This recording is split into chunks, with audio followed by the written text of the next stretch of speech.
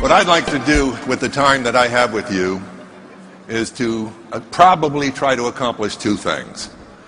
One, in 32 years, I've certainly been around the block in this industry.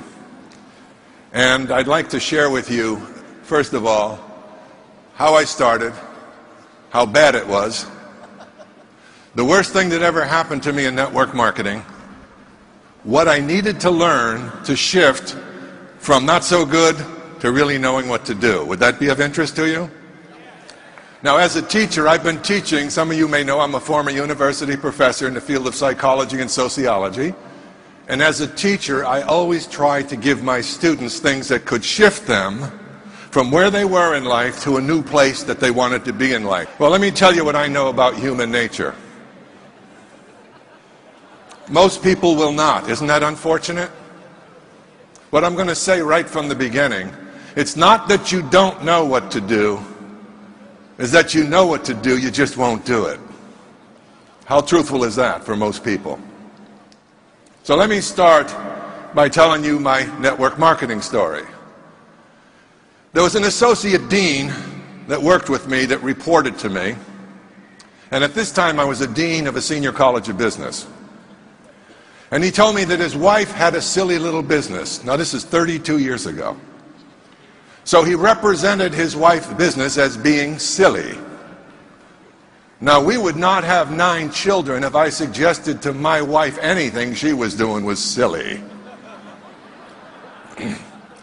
So he said, my wife Patty is having one of her meetings on Monday night, and she'd love for you to attend.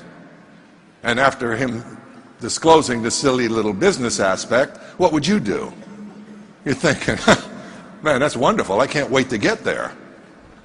So I made an excuse like I was busy, whatever. Now we're going to teach you right from the beginning what happens when you're persistent. That was the first week. The second week, he came at me again. He always got me when I was at the drinking fountain because I couldn't answer fast then.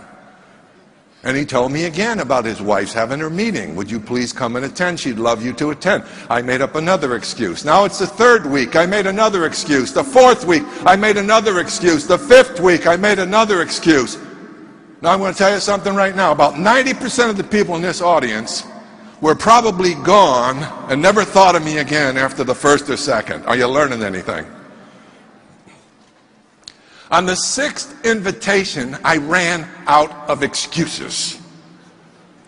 So I said, okay, I'll come this evening. I went home, and I said to my wife, we're going out this evening.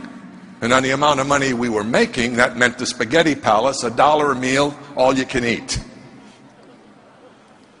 And she said, where are we going? I said, we're going to Patty's got some kind of a business meeting, and she's invited me to go over there. Why don't you come along? And she said, doesn't Patty sell soap and pills? I said, I'm not sure what Patty sells. I said, but I'm not interested anyway. And she said, well, why don't you go ahead alone? I'll stay home with the children. And I said, fine. And I got out and I got in my car. And just as I was ready to leave, she came to the back door and she gave me one of these. You guys know what that means.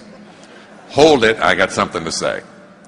So I rolled down my window. Did you notice I didn't give it one of these? I rolled down my window and I looked out. I said, yes. And she said, remember, George, college deans do not sell soap and pills. What an encouraging way to go, huh? But I wasn't interested anyway, so that was good advice. I'm driving to the meeting, and as I was driving and getting closer to their home, I started to pray a little bit, and here was my prayer. God forbid any faculty member I ever worked with be at that meeting tonight. Did I have a problem? I had a huge ego problem. After all, selling was so undignified for a professor. No, you just have title and no money. So I got to the meeting. Things got worse.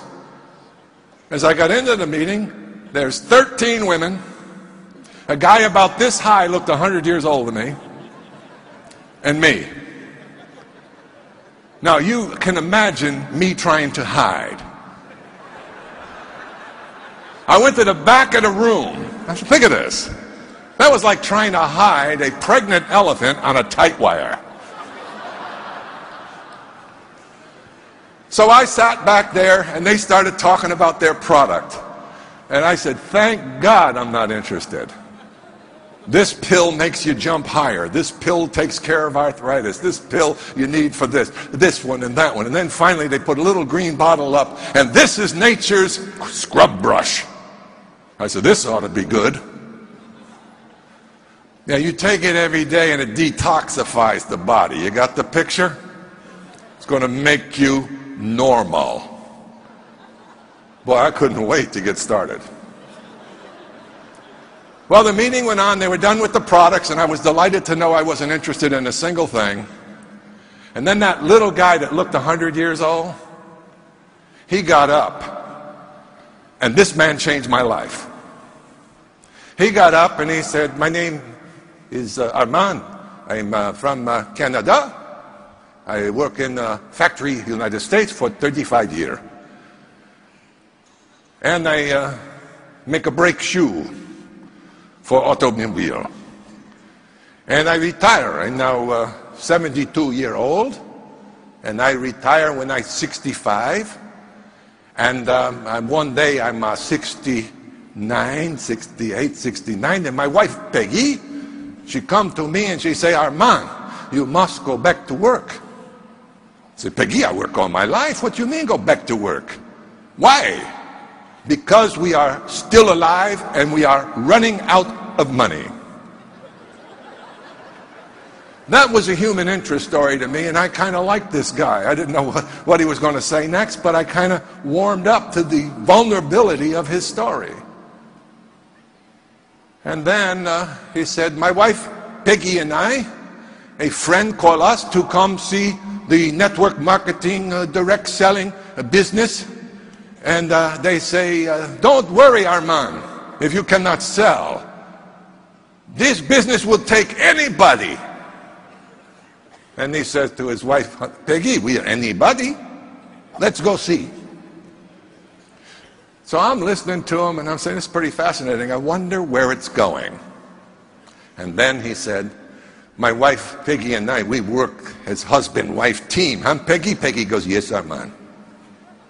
And today, 3 years later, we earn $10,000 a month. I almost fell off my chair. That was more than 3 times what I was earning, and it took me many years to qualify to earn it. The guy went to 5th year education, 5 years of formal schooling. He didn't speak the Queen's English. He was in a foreign country for him. He started a business at 69 years old. And at 72, he was earning 3 times a month more than I was. All of a sudden, whatever that stuff was on the counter that I didn't like, I was warming up just a bit. Well, I'm going to give you your PhD in network marketing right now if you're ready for it, because this is when he gave it to me. Are you ready for it? After the meeting ended, he went up to that table, and he had 2 shopping bags, one inside another. This was the level of sophistication for $10,000 a month. And he started putting those products in those 2 bags. And I went up to him, all the ladies left. And I said, Armand, my name is George Zaluki. I said, God, I am impressed. That was clearly a euphemism for I am jealous. I said, can I ask you a question? He said, yes, you can ask me a question. I said, tell me, how can a guy like me who's only been a teacher and a coach get into this thing, network something, and make $10,000 a month? Now, why did I ask that question?